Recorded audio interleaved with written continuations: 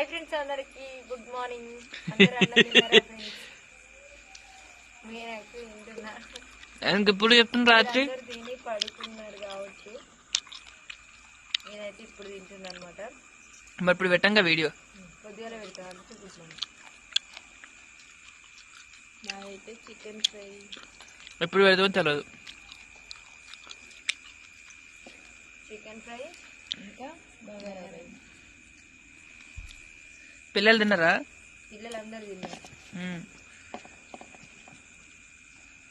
ఎంతమందికి ఇష్టమో కామెంట్ పెట్టండి. తినాలి పనుకురాలి.